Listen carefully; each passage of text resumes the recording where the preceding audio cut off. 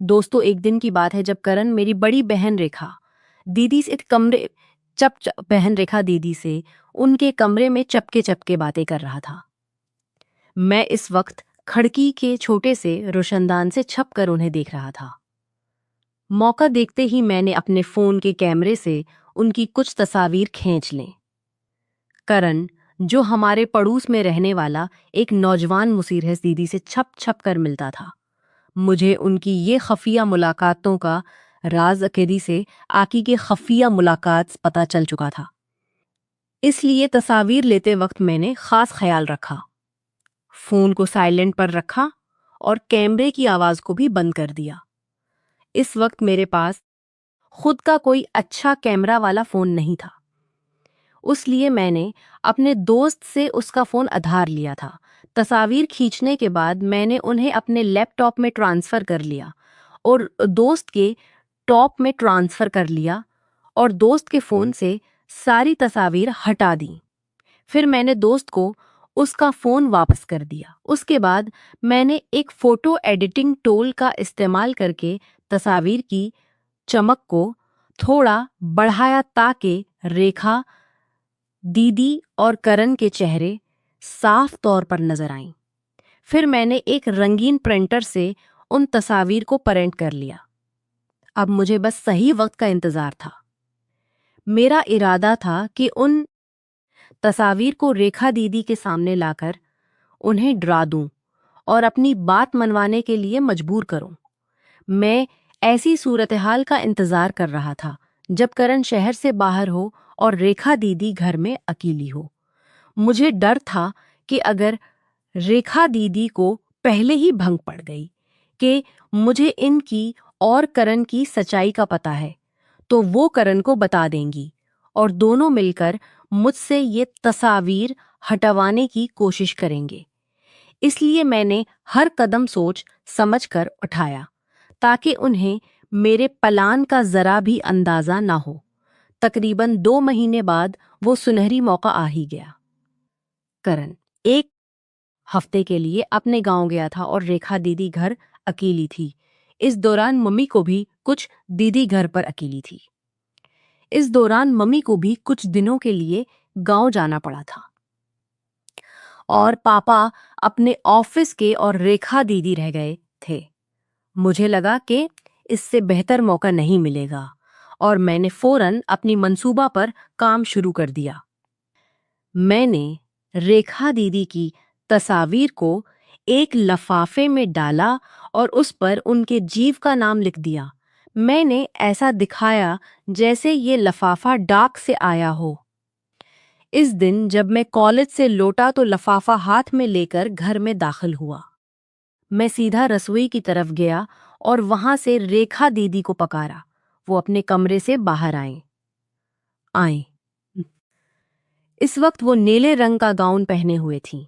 उन्हें देखकर मेरे दिल की धड़कन थोड़ी तेज हो गई, लेकिन मैंने खुद को संभाला और लफाफा उनके हाथ में थमाते कहा, दीदी ये बाहर रखा था, शायद डार्क वाला छोड़ गया है। रेखा दीदी ने थोड़े से हैरान होकर लफाफे को लिया और इसे गौर से देखने लगे। मैं पासे गौर से देखने लगे। पास की कुर्सी पर बैठ गया और बोला, देखो ना दादी, ये किसका हो सकता है?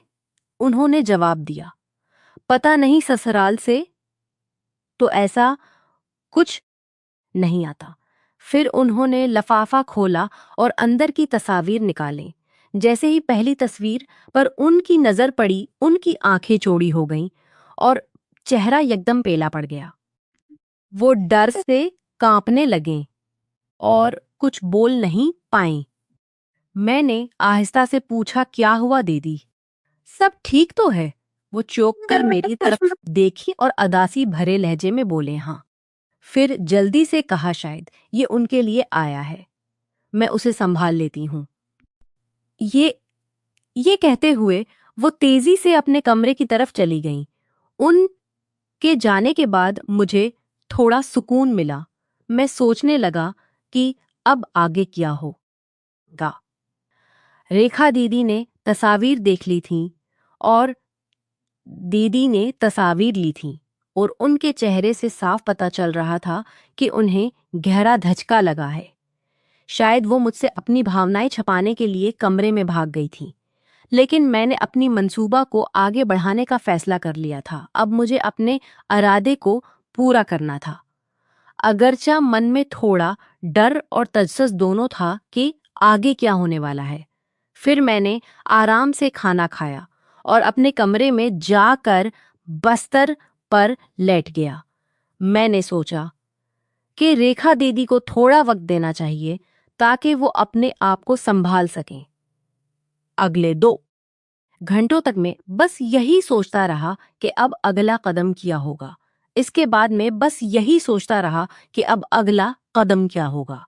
इसके बाद मैं उठा और रेखा दीदी के कमरे के दरवाजे पर पहुंचकर हल्के से खटखटाया। अंदर से उनकी आवाज आई, क्या है? मैंने कहा, दरवाजा, मुझे तुमसे कुछ बात करनी है। वो थोड़ी चढ़कर बोले, अभी अजय तंग मत करो, मैं थक गई हूं। मुझे तंग मत करो, आतक गई हूं। मैंने फिर कहा, बस 1 मिनट के लिए खोल दो। थोड़ी देर खामोशी के बाद उन्होंने दरवाजा खोला और मुझे अंदर आने दिया। वो बिस्तर पर बैठ गईं और थके हुए अंदाज में बोले, जल्दी बोलो, मेरा सर फट रहा है, मुझे आराम करना है।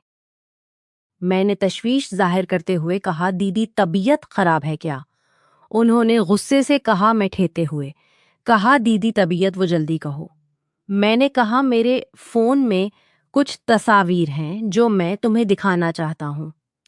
ये सुनते ही वो सचेत हो गईं और बोले, कैसी तस्वीर और मुझे क्यों दिखा रहे हो? मैंने हल्के से हंसते हुए कहा, अरे पहले तो देख लो, तुम्हें अच्छी लगेंगी। उन्होंने लहजे में कहा, मुझे को तुम्हें अच्छी लगेंगी। उन्होंने ठंडे लहजे में कहा, मुझे कुछ नहीं देखना, तुम यहां से जाओ। तब मैंने संजीदा होकर कहा, अगर नहीं देखोगी तो बाद में अफसोस होगा। अब वो उलझन में पड़ गईं और बोले, क्या मतलब है तुम्हारा? ठीक है, जल्दी दिखाओ। मैं थोड़ा परजोश था लेकिन घबराहट भी थी। मैं उनके पास गया, फोन निकाला और गैलरी खोली। रेखा दीदी स्क्रीन की तरफ ध्यान से देख रही थी। पहली तस्वीर मम्मी की थी जो रसोई में खाना बना रही थी। ये देखकर उन्होंने राहत की सांस ली और फोन अपने हाथ में ले लिया। मैंने कहा, आगे की तस्वीर देखो, बहुत शानदार हैं। वो स्क्रॉल करने लगे। आगे मम्मी पापा की कुछ आम तस्वीर थी। फिर रेखा दीदी की कुछ आम तस्वीर थी। फिर रेखा दीदी और करण की भी कुछ सादा तस्वीर थी। फिर जैसे ही अगली तस्वीर आई जिसमें वो और करण करीब खड़े थे, उनकी आंखें फैल गईं और वो घबरा कर मेरी तरफ देखने लगे। मैंने इशारे से उन्हें अगली तस्वीर देखने को कहा। अगली तस्वीर में वो और करण एक दूसरे को गले लगाए हुए थे। ये देखते ही वो गुस्से में मेरे पास आईं और बोले, बदिश, ये तस्वीर तुमने कहाँ से ली? मैंने तेजी से फोन उनके हाथ से छीन लिया। उन्होंने फोन वापस लेने की कोशिश की लेकिन मैंने उसे अपनी जेब में डाल लिया। वो गुस्से से चीखें, बेशरम, ये तस्वीर कहाँ से लाया? जल्दी बता। मैंने सुकून से कहा, मैंने खुद खींची हैं। ये सुनकर वो हैरान रह गईं और बोले, कब, कहाँ, किसे? मैंने सुकून लहजे में बताया, मुझे तुम्हारे और करण के बारे में सब पता है। ये तस्वीर मैंने गोदाम की खिड़की से खींची हैं। ये तस्वीर मैंने गोदाम की खिड़की से खींची हैं। ये सुनते ही वो समझ नहीं पाए कि क्या करें और फूट फूट कर रोने लगे। मेरा सब कुछ खत्म हो गया, मेरी जिंदगी बर्बाद हो गई। और तकिए में मुंह छपाकर जोर जोर से रोने लगे। मैं चुपचाप बिस्तर के किनारे बैठ गया और उन्हें देखता रहा। वो वहीं पड़ी सिसक रही थीं। उनका नीला गाउन उनके जिस्म से चिपक गया था जिससे उनकी शक्ल साफ दिख रही थी। कुछ देर बाद जब उनका रोना थोड़ा कम हुआ, मैंने उनके कंधे पर हाथ रखा और कहा दीदी अब बस करो उठो। लेकिन लेकिन वो रोती रहीं। थोड़ी देर बाद मैंने फिर कहा दीदी मैं ये तस्वीर किसी को नहीं दिखाऊंगा, मुझ पर यकीन करो। ये सुनकर उन्होंने आहिस्ता से सर उठाया और मेरी तरफ देखा। उनके चेहरे पर गुस्सा साफ दिख रहा था। मैंने कहा जैसी हो वैसी ही देख रहा हूं। वो तलमला कर बोलें क्या मतलब है तेरा? मैंने कहा जिस तरह तुम कहती रहती हो उसी की बात कर रहा हूं। उन्होंने गुस्से से कहा तो मुझसे ऐसी बेहुदा बातें कैसे कर सकता है? मैं तेरी दीदी हूं। मैं ने सुकून से कहा क्या ये बात गलत है? वो झला कर बोलें करण के साथ जो होला है वो अलग है, लेकिन तो मेरा भाई है। तुझे ऐसा नहीं कहना चाहिए। मैंने उन्हें ताम मारते हुए कहा जब करण के साथ थी तब तुम्हारी इज्जत कहाँ गई थी? इस पर उन्होंने गुस्से से जवाब दिया उसने मुझे मजबूर किया था। फिर आहिस्ता से बोलें देखो रावी पहली बार मजबूरी में हुआ था, लेकिन बाद में मैं खुद इससे जुड़ गई। प्लीज रावी अब ये सब बंद कर दे। मैंने ठंडे लहजे में कहा ठीक है, कुछ नहीं कहता, लेकिन ये तस्वीर मैं अपने पास रखूंगा। जरूरत पड़ी तो उन्हें छपाकर डाक से भेज दूंगा। ये सुनकर वो सर झुकाकर फिर से रोने लगे। उन्हें इस हाल में देखकर मेरे मन में दो ख्याल आए, या तो उन्हें ऐसे ही छोड़ दूं या फिर उन्हें पूरी तरह अपने काबू में कर लूं। कुछ देर रोने के बाद उन्होंने सर उठाया और आंसुओं से भरी आंखों से बोले रावी मैं तेरी बहन हूं, तो मेरे साथ ऐसा क्यों कर रहा है? मेरी जिंदगी तबाह हो जाएगी। सादगी तबाह हो जाएगी। मैंने सख्त लहजे में कहा, ये सब सोचना तुझे करण के साथ जाने से पहले चाहिए था। वो सिसकते हुए बोले, पहली बार मजबूरी थी, मैं लाचार थी। साफ पूछा, लेकिन बाद में तो अपनी मर्जी से उसके साथ थी। उसमें मेरा क्या कसूर? उन्होंने सफाई दी रावी तेरे जीव बाहर रहते हैं, मेरी भी अपनी जिंदगी है, अपने ख्वाब हैं, तो ऐसा क्यों कर रहा है? मैंने तंज कसते हुए कहा उसे। वाह दीदी, तो उसका मतलब तो किसी के भी साथ रह सकती है। उन्होंने फिर वही कहा उसने मुझ पर जोर डाला था। मैंने ने तेज स्वर में पूछा तो क्या अगर मैं भी ऐसा करूं तो? वो गुस्से से चलाएं रावी तो बहुत गंदी बात कर रहा है, तुझे शर्मिंदगी महसूस करनी चाहिए। मैंने कहा जो सच है वही बोल रहा हूं। वो बोले ऐसा नहीं करते, बोले भाई ऐसा नहीं करते। मैंने जिद पकड़ते हुए कहा भाई बहन का रिश्ता तो तुझ में रहा ही नहीं। जब उसने जबरदस्ती की तब तुझे मुझे बताना चाहिए था। जब इसमें वो रोते हुए बोले भाई मैं मर जाऊंगी। मैंने सख्ती से कहा दीदी इससे कुछ नहीं बदलेगा, सच तो सामने आएगा ही। फिर वो रोते हुए बोले तो मुझसे बदला ले रहा है, इसलिए इसलिए ये सब कर रहा है। मैंने कहा मान ले ऐसा ही है, बहन है तो क्या? जब तो किसी और के साथ रह सकती है तो मुझे क्यों रोकती है? अब वो और जोर से रोने लगी। उन्होंने और ने अपना चेहरा हाथों में छपा लिया और सिसकियां भरने लगी। लेकिन मैं अपने इरादे से टिसिस से मस नहीं हुआ, क्योंकि मैं पीछे हटने वाला नहीं था। करीब 20 मिनट बाद उन्होंने रोना बंद किया और मेरी तरफ देखते हुए बोले तो सच में मुझसे वो मांग रहे जो अनमोल है दीदी। अगर तो चाहती है कि ये तस्वीर किसी को आथे कि ये तस्वीर किसी को ना दिखें तो तुझे मुझे देना होगा। वो बोले लेकिन रावी तो मेरा भाई है। ए भगवान मैं क्या कर रही हूं? और वो फिर से रो पड़े। मैंने सुकून से कहा दीदी ये सब तेरे अपने किए का नतीजा है। अगर तो चाहती है कि ये बात छपी रहे तो तुझे पैसे देने होंगे। और बोले ठीक है मैं दूंगी। उन्होंने थोड़ा सोचा और बोले ठीक है मैं दूंगी, लेकिन रावी ये गलत है। मैंने अपना फैसला सुनाया। दीदी तो जैसी है वैसी ही रहेगी। मुझे बस करण के साथ तुझे देखकर गुस्सा आता था। लेकिन अब जो मैं चाहता हूं वही होगा।